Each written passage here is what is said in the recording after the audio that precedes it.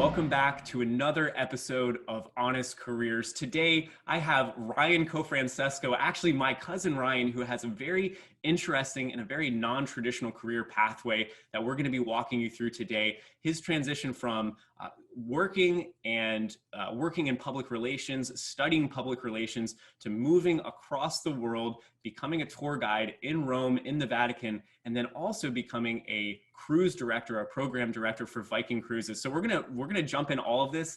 Ryan, how are you doing today? I'm doing great, and I love the theme that you're working on here, non-traditional things.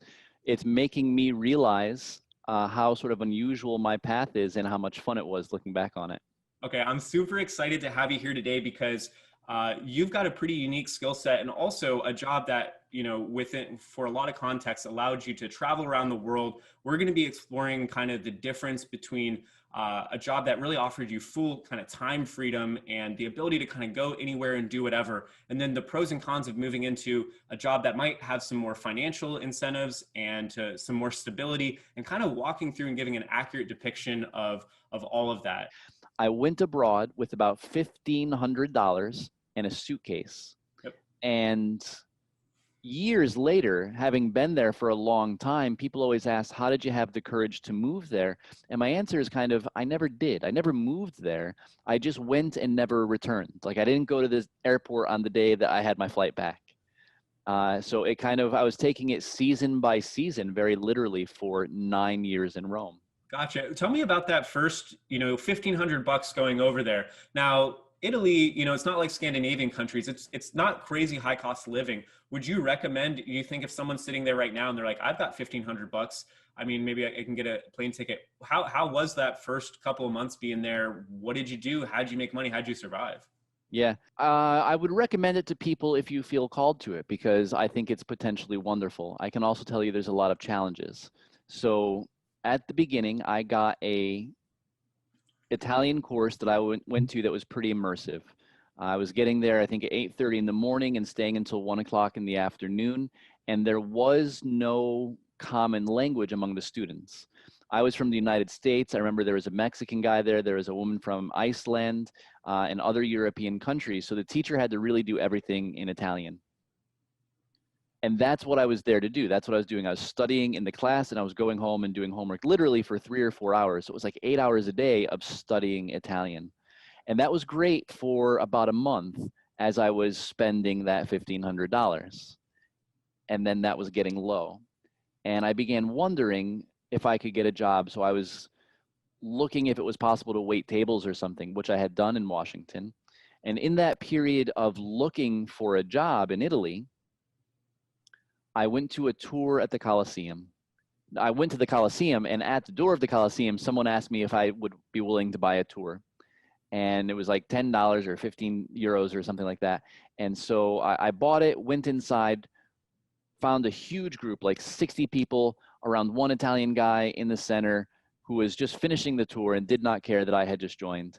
And it must have been fate, because I went and complained to him and said I paid for the tour, wasn't very good, finished really quickly. He offered me to go on a free tour of the Roman Forum. And that tour guide turned out to be a British woman. And just making conversation, I asked her, how does a British woman end up being a tour guide in the Roman Forum? And she said to me, do you want to start on Thursday? And I didn't really start on Thursday, but I really did quickly meet her boss and interview with the company that was organizing the tour guides. And within about, I think it was 5 weeks later, I was doing tours of St. Peter's Basilica in the Vatican. Gotcha. So that's super interesting, right? You're there in Italy.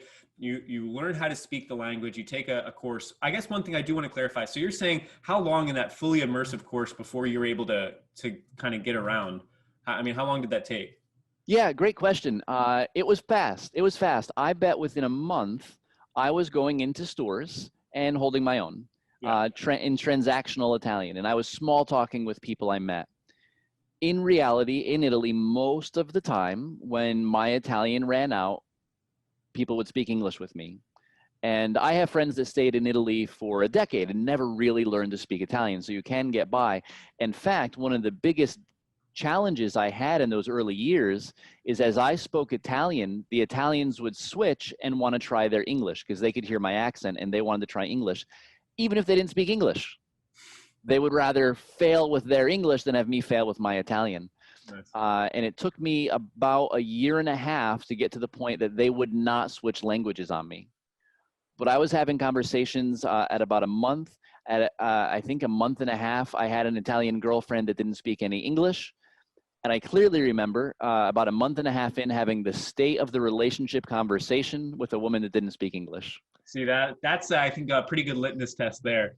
Yeah. So what is it like, this is your first job in Italy. What's that gig like? Was it good money? Was it good time? Walk us through what that experience was. For finances, what I can tell you is for the 9 years, I was paying my bills, having a nice place to live, having some time off, and really enjoying it.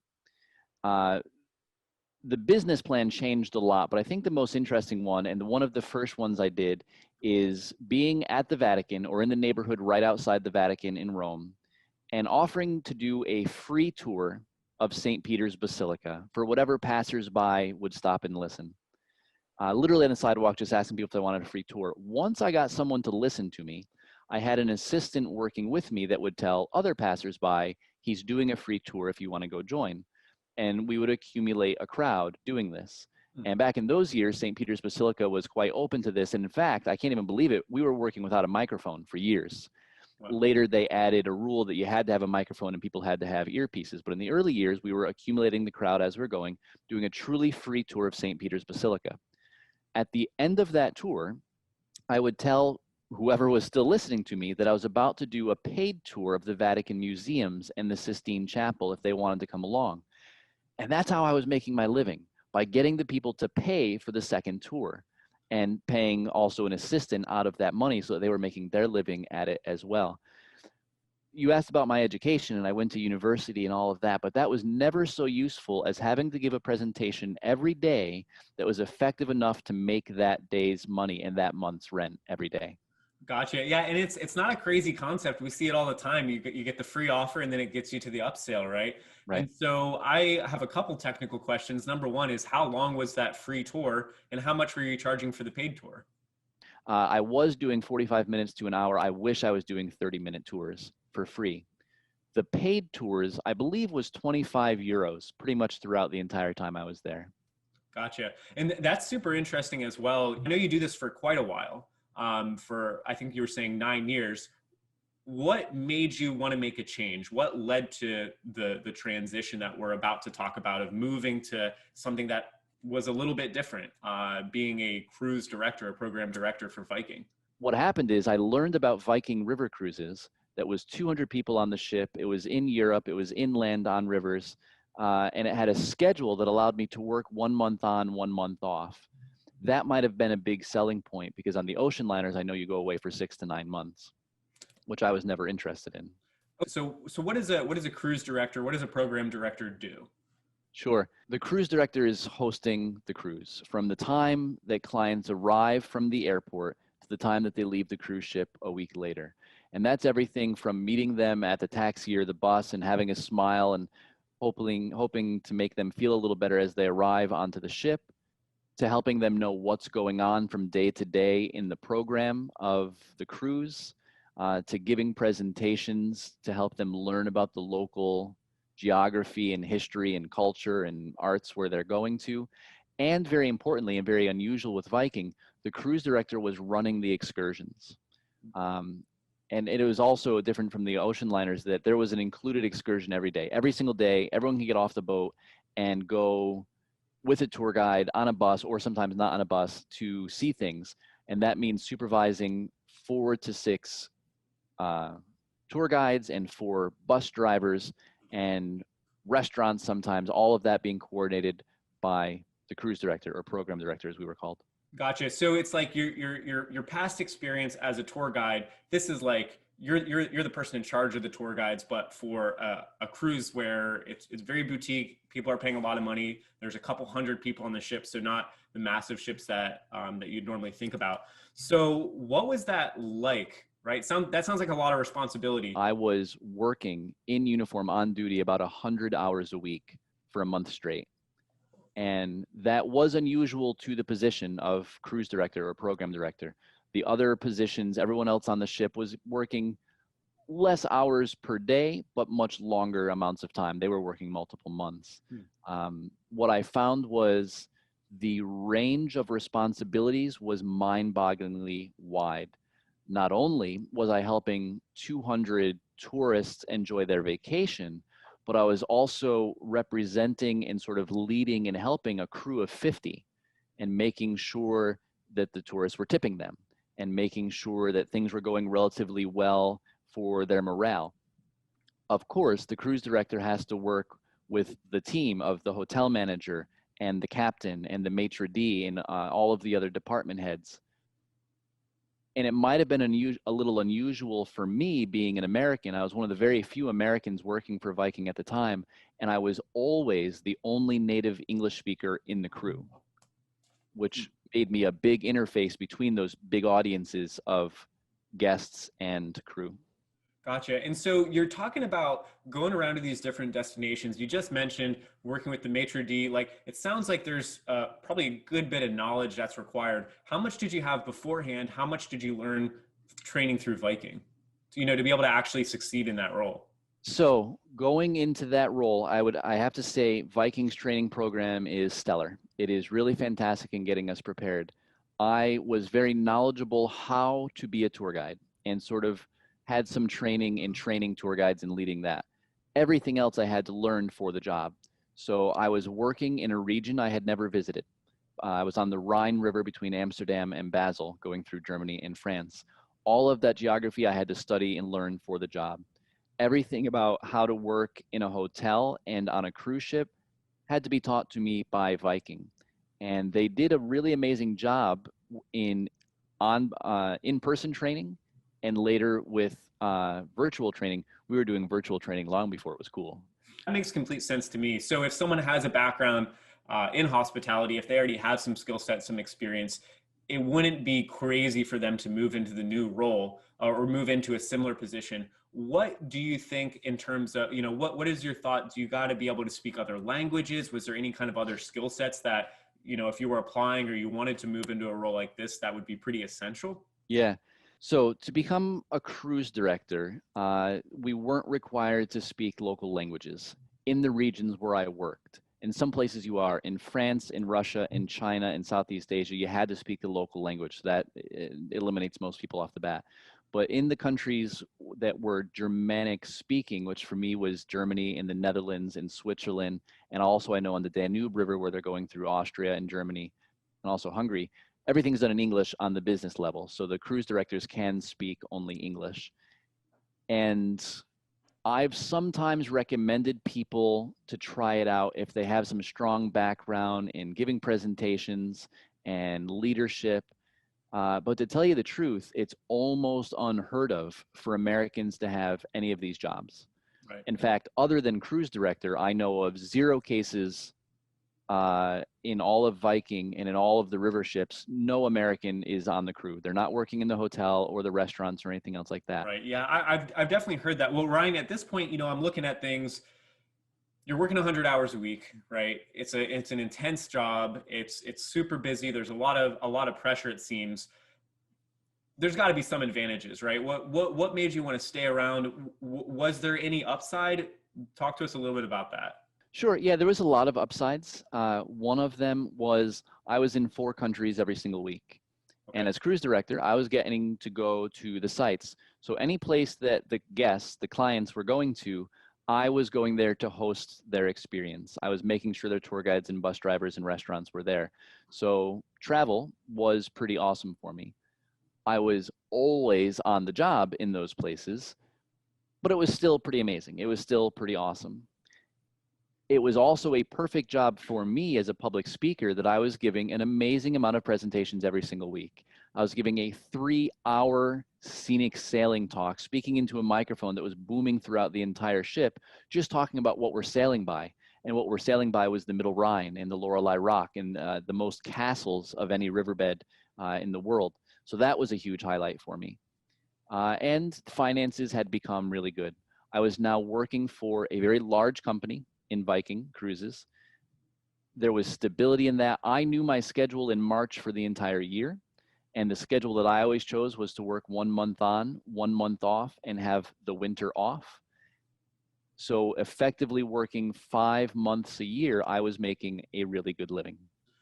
Was the money that you made in those 5 months, was that actually enough to sustain you throughout the year, or were you kind of like scrapping and you had to go find other jobs?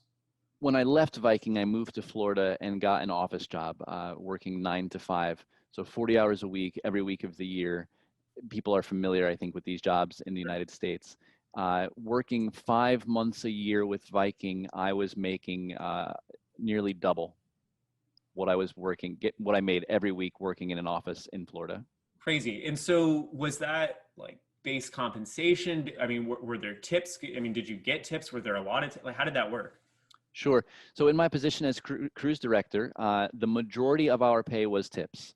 I think it was like 80% of what we were making was tips, which meant it probably varied. I don't know if maybe other cruise directors, I know some of them made more than me. I suspect a lot of them made less than me.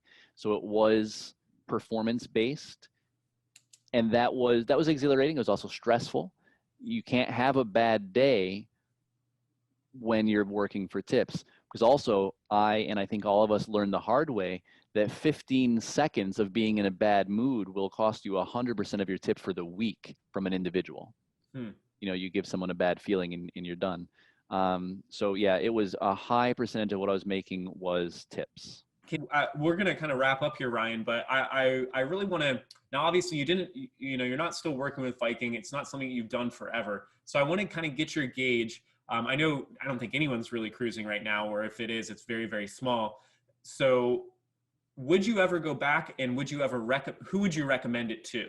I would go back. I pre-pandemic did contact Viking saying I'm available if I could come back. When I contacted them, it was too late for that season. Sure. And now it's 2020 where nothing is sailing. So yeah, I would be open to it now because I've learned a lot in my life that I think I would enjoy it even more. Things that have improved my life, for example, on the cruise ship, alcohol is a very big part of the culture with the guests, but also with the crew. I've given up drinking alcohol and my life has gotten exponentially better. I think if I was in that position of getting that money and that job, I would enjoy it much, much more now because of that. So I would go back because of that. Also, I've learned to concentrate and develop gratitude in my life, which would have helped me manage 100 hours in uniform more easily. I struggled with it then. Now I think I could do it very effectively and with much more joy than I did. So I would go back to it. Would I recommend it to other people? Maybe do that work first. Because if you're going to join a cruise ship and have any of these non-traditional careers for the fun of it, that might not be the best idea. You got to do it because you're passionate about it, because you want to do whatever the role is, the job that you're doing, and because you feel like you're ready for the adventure. It's not someplace where you gain stability. I love that. And, I think that's just a good tip overall. And it's definitely something I've learned in my life as well. It's like, especially when you're young, like the first time the first time going around and doing something, it's like your priorities are all sorts of messed up in your head. And then you also have this stress, and then you're not sure, you've never really dealt with that amount of stress. So you can turn to other things, and it can really wear you down even more than if you were just working, and you're kind of combining all that in. So I think having that perspective of having the gratitude, I think the tip with alcohol there is so freaking on point. And I think anyone who's worked in consulting or worked in any culture where alcohol is a big part, I mean, you guys know, I mean, it's a force to be reckoned with, and it's fun, but it also can get to points where it can be not fun as well. So I think that's really great advice. Now, Ryan, I want to ask, what's next for Ryan Cofrancesco? And if people kind of want to get in touch with you, what's the best way for them to do that? Sure. Everything, of course, is up in the air. In 2020, we don't know, I think, much about the future. But I'm reaching back into the history of the things I've told you about to create new things for myself in Florida now. So I've been developing Pax Ryan Entertainment. I've always liked Pax Ryan. PAX is the Latin word for peace. And so Pax Ryan Entertainment right now is a series of interviews that I'm doing in the local community where I live now to highlight It began with local artists, but I'm really looking at local businesses, anyone doing things in the community that I think creates peace. And I mean that very broadly, not just the hippie sense of it. But for example, last night I did an interview with owners of a pool hall, because I've noticed in the pool hall, people from diverse political backgrounds get together and enjoy themselves, not caring about their political backgrounds, for one thing. And to go even further, sometimes they talk about politics and it's peaceful and constructive and everything's okay. It's everything opposite what you see on Facebook What a concept. and on Twitter and those places. So I'm going to develop that a lot more through Pax Ryan Entertainment. You can find that on Facebook, facebook.com/Pax Ryan Entertainment. I'm going to do more interviews like that. I'm going to look at also things internationally that I think are improving my community locally. And while I'm doing that, I'm also writing the book that will be amazing about all the stuff I've just begun telling you about.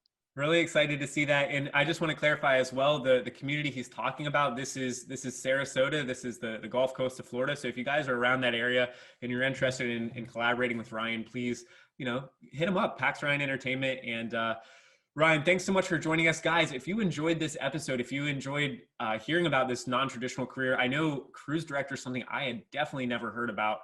But when Ryan told me, hey, I have this job where you can work 5 months on and have the rest of the year off, make actually a pretty substantial income, see the world, get some experience. And if you came from a communications background or you enjoy public speaking, I know for myself, no doubt for you, if you're out there and you're like, I love speaking and I don't even need to get paid to get in front of people to speak, maybe something you should consider doing and consider learning more about. But thanks so much for joining us here, Ryan. Guys, if you have comments, if you have questions, if you have feedback, please let us know down in the comments below. And thanks again for tuning in. Thanks again, Ryan, for joining.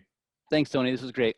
Hey everyone, thanks so much for watching. I want to encourage you to go and check out our digital marketing playlist. There's a bunch of videos that have a ton of information and good insights on the world of digital marketing. Go and check it out.